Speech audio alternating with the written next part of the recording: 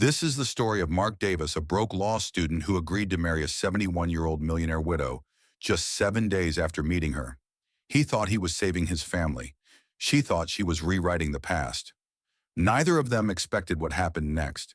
But before we get there, let me ask you this. Would you marry someone 3 times your age to save your family from ruin? Because Mark did. And that choice opened the doors to a gilded mansion filled with secret shadows and vengeance, decades in the making. Welcome to one of the most twisted modern tales of power, betrayal, and redemption. And the real question we'll explore today is, can two broken histories ever forge a new future? Mark Davis wasn't special in the way movies portray heroes. He was 23, sleep-deprived, and buried in student loans. He worked part-time at a dusty legal clinic and studied until his eyes blurred. Every dollar he earned disappeared into hospital bills for his ailing mother and tuition for his younger sister. His life was a careful balance of caffeine, textbooks, and survival. But that balance shattered the moment he received a mysterious phone call. A woman, older, authoritative, requested a private meeting at an upscale cafe. She said it was about his financial situation, and she knew more than she should. When Mark met Eleanor Brooks, she didn't waste time with pleasantries. Her offer, marry her in exchange for wiping out every penny of his debt. "It's not love," she said. "It's a contract. You help me, I help you." At first glance, this seems absurd. A romantic trope, a sugar mama fantasy. But dig deeper and you'll see a social commentary on desperation, inequality, and generational trauma. Mark wasn't seduced by glamour, he was drowning in Eleanor. She wasn't lonely, she was calculating. This wasn't the beginning of a love story. It was the start of a high-stakes chess match. This may sound like fiction, but real-world examples of transactional marriages abound. Take the story of Simon Leviev, aka the Tinder swindler, who manipulated women into giving him money under false pretenses, or Anna Sorokin, who conned New York elites while pretending to be an heiress. The lesson: money and manipulation often dance together. When Mark told his mother, she didn't react with shock. She reacted with tears, not of fear, but of hope. "This isn't just for you," she said. "It's for all of us." Here the story asks us, how far would you go to protect the people you love?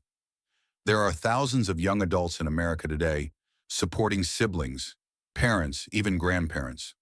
The weight isn't metaphorical, it's real, often invisible, and soul-crushing. For Mark, marrying Eleanor felt like the only lifeline. So he said yes. There were no flowers, no vows of eternal love, just signatures on paper and the sound of rain. "Welcome to your new life," Eleanor said. But for Mark, the question already echoed. Had he saved his family or sold his soul? When Mark arrived at the Brooks estate, he was struck by its grandeur. But inside the mansion was colder than winter. Locked doors, whispers in the hall, staff that wouldn't meet his eyes. Eleanor acted like a queen. Mark felt like a prisoner with a key-shaped shackle around his neck. Late one night, Mark found a key. It didn't belong to any room he'd seen, and Eleanor didn't know he had it. And behind one locked door was the beginning of the truth. A locked door in a mansion, a forgotten key, a man caught between salvation and entrapment. Mark Davis had accepted a deal that promised freedom, but what he received instead was silence. Not the peaceful kind, the kind that stalks hallways, slips behind doors, and presses itself against your back when you're alone. Inside Eleanor Brooks's estate, everything glittered. The chandeliers, the furniture, even the staff uniforms. But underneath all of it, something rotten pulsed in the walls. In that key, Mark found, it wasn't just a key to a room. It was a key to a past no one had warned him about. The next few days unfolded with the surreal stillness of a dream. Mark began to notice subtle cues: Eleanor's carefully worded sentences, her distant smiles, and how she dodged questions about her late husband. One night over dinner, he asked about Harold Brooks. Eleanor's fork froze midair. "He and your father crossed paths. Not all encounters end well." Cryptic, sharp, cold. That was the moment Mark realized something. He wasn't here to be a husband. He was here to be a symbol. But of what? Let's step back. There's a term in psychology, displaced aggression. It refers to anger being redirected toward a safer or more convenient target, not the source. That's what Mark was becoming. A placeholder for Eleanor's rage, a proxy for the man who'd wronged her. His father, this is a tragically common cycle Hurt passed down. Justice confused with revenge, people punishing the innocent to cope with wounds left by the guilty. Late one night, unable to shake the feeling of being watched, Mark unlocked the mysterious door. Inside was a museum of memories. Old furniture, faded wallpaper, dusty portraits. But the real treasure or curse sat on the desk. Legal files, letters, a diary. And what he read would rewrite everything he thought he knew about his father. And Eleanor. In Eleanor's handwriting, Mark read bitter words directed at his father. You destroyed our business. Harold died broken. I lost everything. And you lived in comfort. Then a more recent document, a marriage license, dated weeks before he had even agreed to marry her. This wasn't coincidence. This was a strategy, a long game, a trap. And Mark was the final piece. Revenge disguised as affection isn't new. Take the case of Clara Harris, a Texas dentist who ran over her cheating husband with her Mercedes. Or Betty Broderick, who spent years building her husband's legal empire only to be discarded for a younger assistant and eventually snapped. While those cases ended in violence, the emotional mechanism was the same: betrayal, loss, revenge, and the desperate attempt to reclaim control. Eleanor, however, played the long game, and now Mark was trapped in it. As he turned the final diary page, the door creaked. Eleanor was standing behind him. Enjoying yourself, she asked, her voice icy. Mark faced her, holding the diary like a shield. Why me? Why now? What did I ever do to you? Eleanor didn't flinch. Your father made me a widow. I made you my husband. Consider us even. It was a chilling moment, but it wasn't about legality anymore. It was about legacy. That night, Mark realized he had a choice. He could remain a pawn in Eleanor's scheme, or he could start playing his own game. He contacted a friend from law school, Peter, the only person he trusted. Hypothetically, he asked, can a contract be voided if signed under false pretenses? Peter hesitated. Hypothetically, yes, if you can prove coercion or deceit. Mark smiled for the first time in weeks. It was a dangerous hope, but it was hope. This is where stories shift from passive survival to active resistance. In real life, people like Aaron Brockovich fought giants with nothing but paperwork and determination. Mark wasn't just fighting Eleanor. He was fighting the idea that victims must stay silent. Mark approached the estate's head butler, Mr. Harris. You've seen things, I know you have. The older man didn't deny it. She's done this before, he said quietly. You're not the first young man drawn into her grief. She is a brilliant woman, but broken women with power are the most dangerous of all. Mark nodded. The enemy was real, but so was the path out. With Peter's help, Mark started gathering evidence. But Eleanor was watching, and the mansion's doors weren't just locked by keys. They were sealed by secrets. When someone plays the long game, they often forget something vital. A pawn can become a player. Mark Davis had accepted a devil's bargain to save his family. But what he found in Eleanor's mansion was a past drenched in betrayal and a future that could cost him everything. Now, with proof in hand and danger circling, he faced a question more important than ever. How do you escape a trap you willingly walked into? While searching Eleanor's office, Mark found a hidden envelope addressed to his late father. Inside, a letter laced with venom and grief. You left us with nothing. My husband died under the weight of your greed. Now your son will pay the price. In that moment, Mark stopped being confused. He was angry. Angry not just at Eleanor, but at his own father. Because the truth was, the past had hurt her. And Mark was the easiest person to reach. This is where we confront a brutal truth. Inheritances aren't always made of money. Sometimes we inherit shame, lies, enemies. Mark didn't know his father had destroyed lives, but that didn't change Eleanor's pain or her plan. And here's the dilemma. Is the child of a villain doomed to suffer the consequences, or can they break the chain? Eleanor sensed something was wrong. Her tone sharpened. Her gaze narrowed. You've been busy, she said one morning, stirring her tea with unsettling calm. Be careful, Mark. Curiosity has a way of killing things. He knew then she was on to him. And if he didn't move soon, she would destroy more than just his freedom. She would bury him in silence. With Peter's help, Mark compiled everything Eleanor's diary entries, forged timelines, business deals bordering on fraud, a private investigator's report detailing illegal financial practices. What began as a twisted marriage now pointed to a pattern of criminal behavior. Mark Peter said quietly, "This could take her down. But you have to be ready. She won't go quietly." Eleanor isn't just a character, she's an archetype. We've seen versions of her in real-life Elizabeth Holmes who used charisma and false promises to defraud millions. Ghislaine Maxwell who wielded privilege to enable abuse. Even Shakespeare's Lady Macbeth who disguised ambition as loyalty. Eleanor's weapon wasn't violence, it was design. Mark waited with the evidence in hand. When Eleanor entered, he didn't back down. "I know everything," he said. For the first time, her mask slipped. "Do you even understand what your father did to me?" she hissed. "He destroyed my life. I gave him trust. And he sold it." "But I'm not him," Mark replied. "And you've become the very thing you hated." A pause. For a moment it looked like she might break. But then, the sound of tires outside. Moments later, police officers entered the mansion. "Eleanor Brooks, you're under arrest for fraud, conspiracy, and financial misconduct." She turned to Mark one last time. "You think you've won," she whispered. "But revenge, it doesn't die. It infects." And then she was gone. Eleanor was right partially. Justice doesn't always bring peace. But silence breeds corruption. And Mark had chosen light over loyalty to a lie. This wasn't about revenge anymore. It was about freeing himself and anyone else who might follow. At Eleanor's trial, Mark sat quietly. He testified honestly not to destroy her, but to ensure the truth was heard. Eleanor glanced back at him once. Her face was no longer cold, just tired. And when the sentence was read, she gave a small nod. A thank you or a farewell. Maybe both. Days later, Mark received a letter. It was from Eleanor. "Mark, I thought revenge would heal me, but it only hollowed me out. You reminded me that forgiveness isn't weakness, it's power. Use the estate to build something that lasts. Something good." He closed the letter, and for the first time he felt free.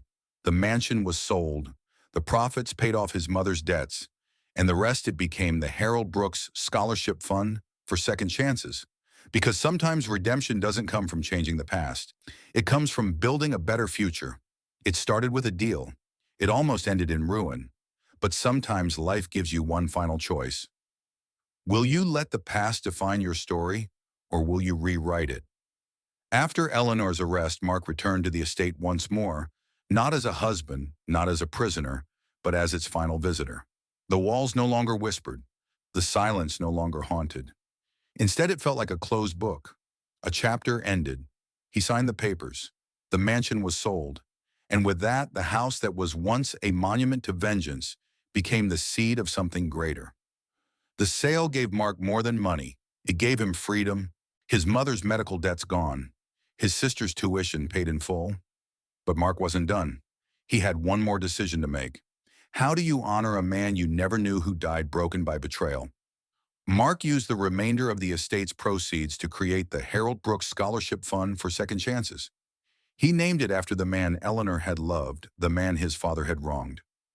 "This fund isn't about pity," Mark said at the launch. "It's about opportunity. It's about breaking cycles." And for the first time, people smiled inside a space that had once only known silence. We often mistake justice for punishment, but real justice, the kind that heals, is about restoration. Mark didn't just end a cycle of pain. He planted something new in its place. One spring afternoon, Mark received a final letter from Eleanor, written from prison. "Mark, we've had time to think. For years, I believed revenge would restore what was taken. But I see now revenge is its own prison. Your kindness in the face of my cruelty reminded me that forgiveness is not weakness. It is strength. Thank you for being better than the world around you. Thank you for reminding me we can break the cycles we inherit." He folded the letter and slid it into his pocket. It didn't weigh him down anymore. It lifted him. There are people around us who carry the legacy of pain, but choose to build, not burn. Like Shaka Senghor, who went from serving time in prison to becoming a best-selling author and activist. Or Brian Stevenson, founder of the Equal Justice Initiative, who fights to give second chances to the condemned. Mark's story echoes theirs. It's not about erasing the past. It's about rewriting the future. A year later, Mark returned to law school not just to finish his degree, but to honor the journey that shaped him. He interned at a legal aid center, helping families just like his own people, who had been forgotten, manipulated, or left behind. And at the first annual Harold Brooks Scholarship Ceremony, he delivered a message. This isn't just a fun, it's a promise that no matter where you come from, your story can change. You don't have to carry someone else's mistakes forever. The audience applauded, some cried, and in that moment, Mark wasn't a victim. He was a survivor, a builder, a teacher. We all inherit something: stories, debts, pain, expectations. But we don't have to carry all of it forever. Mark Davis made a decision that cost him his peace and then gave it back to him. Not through money, not through revenge, but through forgiveness. And the lesson? Even the most broken stories can bloom into second chances. Even the darkest legacies can birth light. If Mark's story moved you not just because of its drama, but because it reflects a piece of your truth, you're not alone. We all carry wounds. We all face choices that feel impossible. But healing begins when we stop running from the past and start building something better. So tell me in the comments, what would you have done in Mark's shoes? Would you marry someone for money to save your family? Could you forgive someone who used you to heal their hurt? Let's talk. Let's share. Let's grow. And if you haven't yet, please subscribe to Soul Stirring Stories, where we dive deep into tales that move hearts and change lives. Until next time, take care of your story. It matters. To truly understand how this story began, we have to go back. Before Eleanor became the steely-eyed widow with a plan, before Mark became the desperate son with too much debt, there was just a woman in love and a man trying to build something real. Harold Brooks wasn't a titan of industry. He was a quiet, hard-working man. His mistake, trusting the wrong partner, Mark's father. And that mistake cost him his health, his fortune, and eventually his life. Eleanor watched as everything they built unraveled. Bank accounts drained, creditors knocking, whispers in their social circle. The Brookses are ruined. Then one night Harold collapsed. The diagnosis: stress-induced heart failure. He was gone within the month. Eleanor buried her husband and buried her softer self with him. When someone is wronged deeply, a fork appears. Do they heal or do they harden? Eleanor chose the latter. She didn't just grieve, she calculated. Her pain didn't seek therapy, it sought symmetry. Someone had taken her world. She would take theirs. Mark never knew the full truth about his father's shady business practices. His mother, a gentle woman protective to a fault, had tried to shield him. He made mistakes, she once whispered, but he loved us. I couldn't stop him. And that's the tragedy. Both women, Eleanor and Mark's mom, were victims of the same man. But where one chose to destroy, the other chose to preserve. Most stories want you to pick a side hero or villain, but real life is messier. Eleanor wasn't evil, she was broken. Mark's father wasn't innocent, but he wasn't a monster either. Mark wasn't a hero, he was a man trying to swim upstream. This is the nuance we often miss. People are not one thing. They are 1,000 moments stitched together by circumstance and choice. It wasn't just Mark who lived under Eleanor's power. The staff, loyal, silent, and often scared, lived in a quiet prison too. They saw men come and go. They heard Eleanor's whispered threats. They knew better than to ask questions. Mark once asked the head maid why she stayed. Some cages have velvet bars, she replied, but they're still cages. What Mark experienced wasn't just manipulation, it bordered on trauma bonding.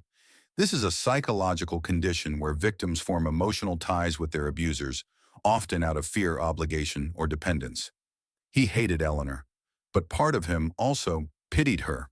That's what made escaping so hard. Because when someone both saves and cages you, your mind struggles to distinguish which is real. Public fascination with age gap marriages often overlooks the power imbalance. Think of Anna Nicole Smith, painted by tabloids as a gold digger, but whose story was rooted in abuse, addiction, and manipulation. The truth: any relationship built on transaction, especially across huge gaps in age, power, or desperation, carries deep psychological risk. Months after Mark launched the Harold Brooks Scholarship Fund, the first wave of students began receiving grants. Among them, a foster youth dreaming of law school, a single mother who wanted to finish her degree, a teenager whose family had been evicted twice in 2 years. Mark met each recipient personally. He didn't give them just money. He gave them a chance. "You don't owe me anything," he said, "but promise me you'll help the next person." That's how we change things. Mark returned to school not to chase prestige, but to fight for people who never had power. He joined a legal aid clinic. He helped tenants fight unjust evictions. He worked on expunging minor criminal records for those who had served their time.